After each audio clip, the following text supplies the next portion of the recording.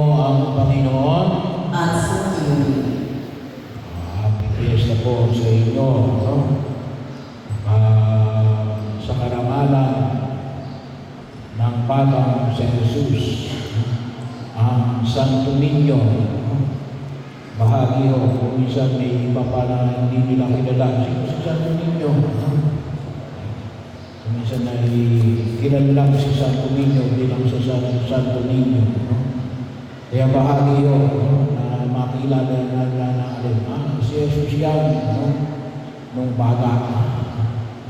Kaya bahagi ho ng ating pagdiriwang na natatami sa atin bilang mga Pilipino Katoliko na tuwing ika-tatlong linggo ng Enero ay pinagdiriwang natin ang kapistahan ng Santo Niño.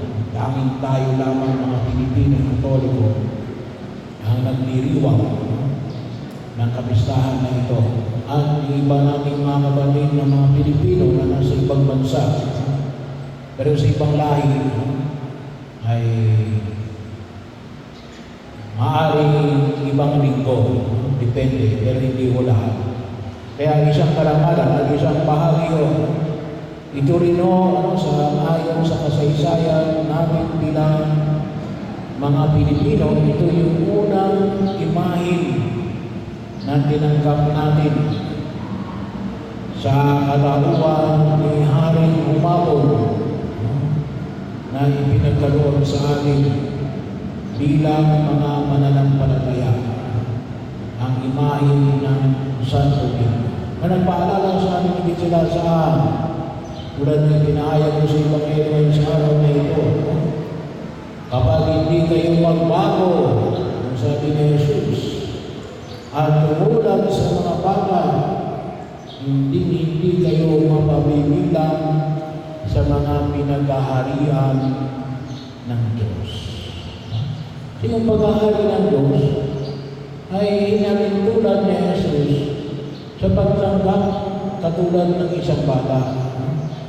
Kaya nga o bahagi isa o sa mga maliwanag na halimbawa na katotohanan na ito yan yung pagbibinyago natin sa bata. May dalawa tayong bibinyagan ngayon. No? Si Nas at saka si Sairi. No? Bahagi ho.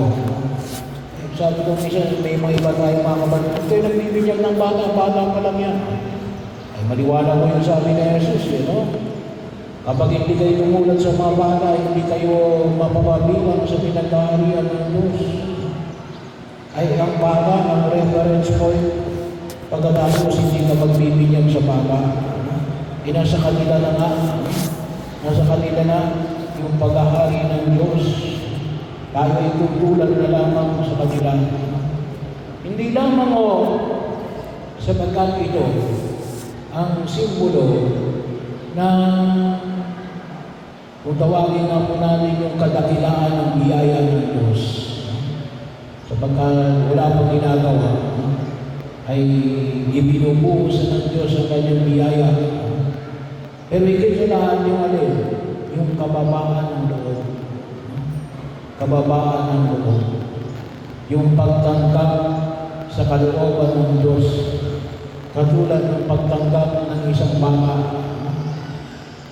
Ni walang boses, walang salita, walang kapangyarihan, walang lakas.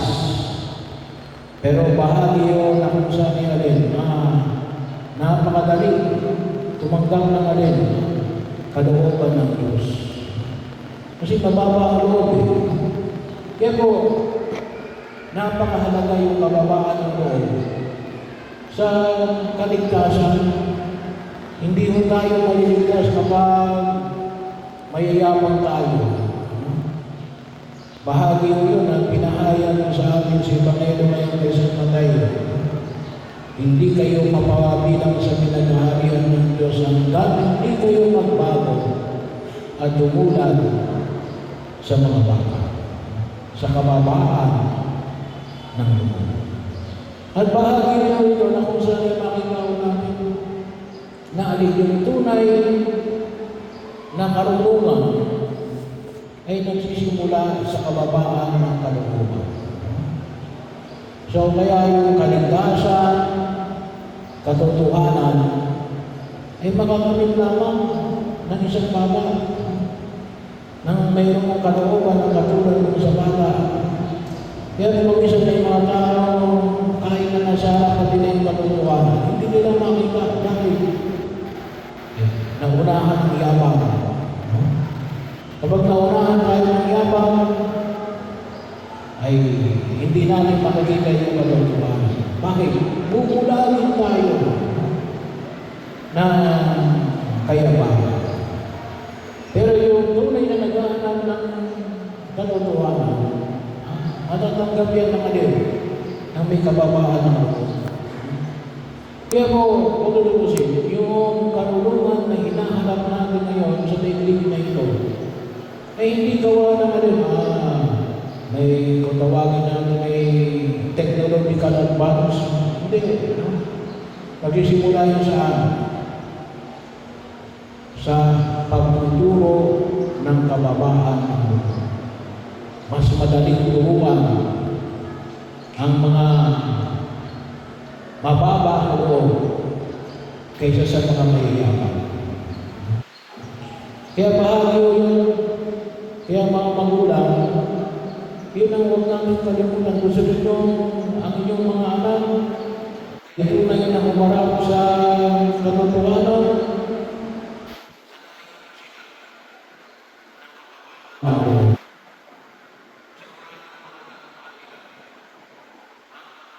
Na hinahanap nila sa daigdig na ito. Kasi, bahagi yun ang sabi ng daan ng katotohanan ng buhay. At sino yung makatatag po noon? Yung mayroong kababaan. Kaya, yun ay bahagi na kinakailangan natin ituro at sabi na natin ay maisalin sa mga susunod na henerasyon. At hindi ko kayo magtataka na madali nilang makikita yung katotohanan. Kaya na sabihin natin, napakabilis na makabagong teknolohiya. Kasi doon nila hindi na makikita ang katotohanan. Pangalawa, bahagi rin yun na huwag natin kalimutan yung patuloy na pangangalaga sa mga kabataan. Anong sabi sa Ebanghelyo natin ngayon? Ingatan ninyo na huwag hamakin ang isa sa mga maliliit na ito. Ito tayo nagpapasalamat kasi may batas na ngayon. Yung batas na ngayon, bantay bata. Yung karapatan ng bata. Pero bahagi yun na kung saan ay huwag natin kalimutan, ingatan natin. Lalo-lalo na sa pangangalaga ng mga magulang, nasa kamay ng mga magulang, ng mga kamag-anak. Pero lahat po tayo ay kinakailangan ng pangalagaan. Bakit? Hindi nila kaya depensahan ang kanilang sarili. Sino magdedepensa sa kanila? Hindi tayo na nakakakita. Kaya isa ko sa pangangalaga na makita ko namin ngayon na nawa ay tulad ng binanggit natin sa una, maturuan ninyo yung bata ng kababaan ng loob. Turuan nyo rin natin yung bawat isa ng pangalagaan natin, yung mga kabataan. Ngayong kapanahunan na ito, sa lahat ng uri ng pang-abuso. Kung isa nakakalungkot, alam niyo naman yung balita na nangyari sa San Pablo. Pinagtataga yung bata. Well, hindi namin alam yung pinakadahilan. Pero sabi nga ko natin, kung minsan, sino yung sinasaktan? Yung mga walang kapangyarihan i-depensa yung kanilang sarili. Maaaring wala namang kasalanan sa kanila yung bata. Pero alin, sino yung may kasalanan? Yung mga nagmamahal dun sa bata. Kasi siguro hindi niya kayang gawin yun sa mga nagmamahal sa bata, kaya anong ginawa? Doon sa bata ginawa. Kaya patuloy ko natin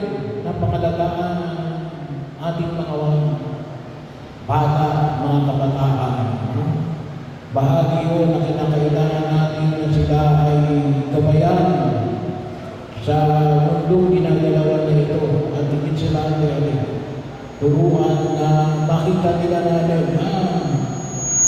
yung paglapit nila sa Diyos.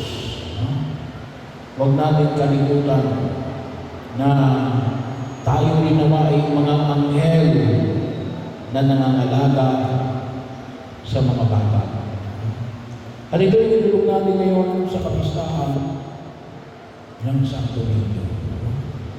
At makita natin na nawa, higit natin pakinabangan ng kanyang pagliligtas sapagkat tayo ay may kalooban ng katulad ng isang bata.